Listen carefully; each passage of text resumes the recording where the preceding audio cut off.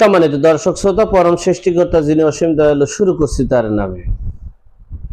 আজকের বিষয়, প্রধানমন্ত্রী বাংলাদেশ আসতেছে এবং বাংলার প্রায় 6 কোটি মানুষ গণ অভ্যর্থনার জন্য যে প্রস্তুতি নিচ্ছে, তাদেরকে যে সময়টা বলেছেন আসবে, সেই বিষয় নিয়ে আলোচনা করছি। প্রধানমন্ত্রী এই দেশের জন্য এখন খুব জরুরি, এটা বাংলার প্রায় 80% জনগণ বুঝতে পারতেছে এবং বাংলাদেশের 80% জনগণই প্রধানমন্ত্রীকে বরণ করে নেওয়ার জন্য প্রস্তুতি নিয়েছে। আর প্রধানমন্ত্রীও বাংলাদেশে এসে জনগণের প্রত্যাশা পূরণের লক্ষ্যে জীবনের কথা চিন্তা নাও করে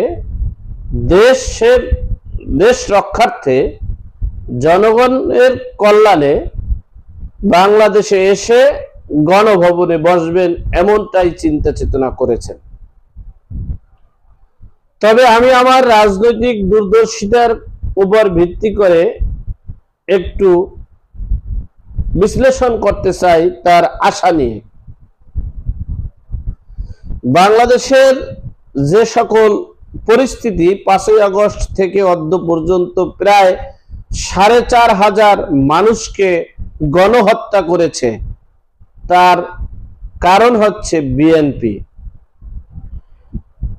এই বিএনপির কারণেই আজকে বাংলাদেশের পরাশক্তিরা দেশে দুর্বৃত্তায়ন, গণহত্যা, রাহাজানি করছে।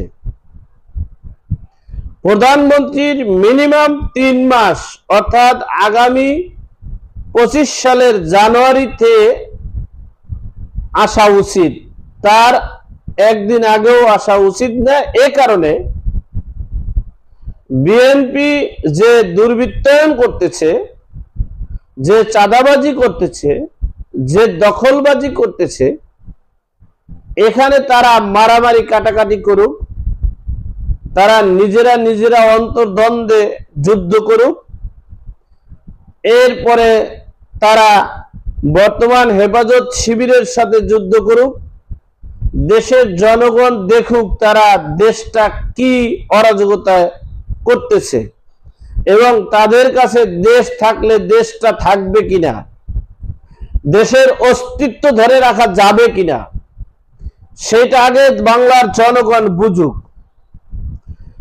এটা বোঝার পর দেশের যে বিচার নেই, দেশে যে দুর্বৃত্তায়ন চলতেছে, দেশ যে পরাশক্তির কাছে, সেটা বাংলার জনগণ, সকল জনগণ বুঝুক। বোঝার পরে যখন এই দেশের প্রতিটা আকাশ বাতাস আর 1 মাস পরে পাখিরাও পর্যন্ত বলবে এই দেশে শেখ হাসিনার দরকার, ঠিক তখনই বাংলাদেশে আপনি আসবেন। এর আগে আসার প্রয়োজন নেই।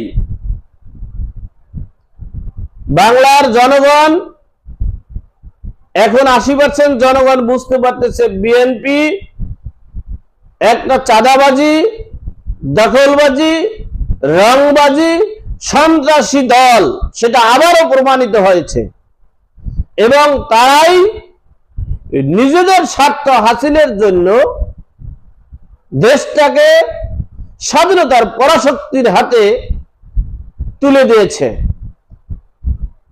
সুতরাং এই দেশের মানুষ, আঞ্চলিক ভাষায় একটা কথা আছে, সুখে থাকলে ভূতে কিলায়। সুখে ছিল বিদেয়ী তারা এই শিবির, হেফাজত, জঙ্গিদের ডাকে সাড়া দিয়ে দেশটাকে ধ্বংসের দিকে ফেলিয়ে দেওয়ার জন্য ঝাঁপিয়ে পড়েছে। এখন তারা কান্নাকাটি করতেছে, কি করলাম, হায় রে হায়। সেই কান্নাকাটির উপরে ভর করে প্রধানমন্ত্রীর দেশে আসা উচিত নয়। যখন এদেশের আকাশ বাতাস, পশু পাখি, সকল ডিফেন্স বলবে, আর 1 মাসের মধ্যেই সকলে বলা শুরু করবে দেশে একমাত্র আওয়ামী লীগ, বঙ্গকন্যা শেখ হাসিনার ধারাই এ দেশটা রক্ষা করা সম্ভব, তখন আসবেন। তবে আসবেন ঠিকই, কিন্তু সেই আশাটাকে ধরে রাখতে হলে কি কি করণীয়? প্রথম করণীয়, আওয়ামী লীগের ভিতরে যারা দুর্বৃত্তায়ন আছে, যারা লুটপাটকারী আছে, যারা পরিবারতন্ত্রকারী আছে, যারা পেশি শক্তিকারী আছে, তাদেরকে বয়কট করতে হবে। এরপরে হচ্ছে ছাত্রলীগের ভিতরে শিবির ঢুকে গেছে, কারা? আওয়ামী লীগের মধ্যে জামাত এবং বিএনপি নেতাকর্মীকে ঢুকিয়েছেন। সেগুলো যদি আপনি ওখান থেকে 3 মাসের মধ্যে যদি সেগুলো সংস্কার করতে না পারেন, তাহলে আপনি সহ আপনার আশেপাশে যারা আছে তারা আরো ক্ষতিগ্রস্ত হবে। কারণ আপনার পাশেই তো জঙ্গি, আপনার পাশেই তো শিবির, আপনি কি করতেছেন সবকিছু তারা অর্জন করতেছে। আপনারা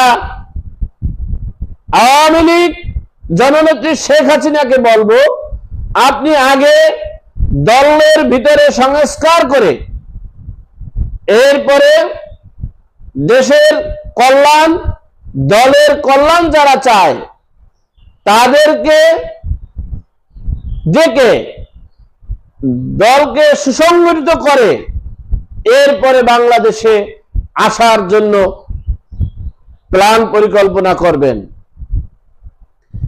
আগামী যে 2 মাস বা 3 মাস আছে, এই 3 মাসের ভিতরে আপনি এই বাংলাদেশ আওয়ামী লীগের সকল সেক্টরে সংস্কার করে, যারা নিট অ্যান্ড ক্লিন, যাদের পরিবার আওয়ামী লীগ, যাদের বাবা আওয়ামী লীগ, যাদের দাদা আওয়ামী লীগ, তারা তাদের রক্তে মাংসে গড়া আওয়ামী লীগ, তাদেরকে আপনার এই পেশি শক্তিরা, দুর্বৃত্তায়নকারীরা তাড়িয়ে দিয়েছে।